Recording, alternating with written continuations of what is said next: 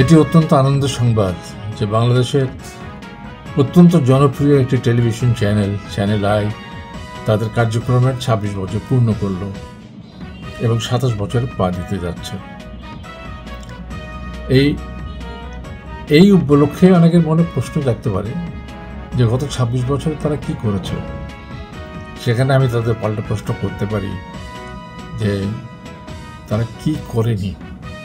যদি পেছন ফিরে তাকাই তাহলে দেখব যে বিটিভিকে আমরা বলি যে টেলিভিশনের আঁতুড় ঘর বাংলাদেশে, তার যে চেতনা সেটাকে ধারণ করে তারা শুরু করেছিল তাদের চ্যানেলটি।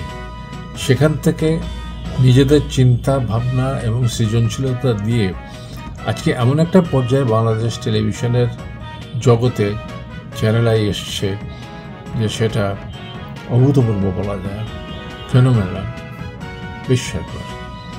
কি নেই তাদের সাফল্যের ঝুলিতে, এবং ক্রমবর্ধমানভাবে প্রতি বছর তারা নিজেকে নিজে ছাড়িয়ে যাবে এই আশা করি। জয় হোক চ্যানেল আইয়ের।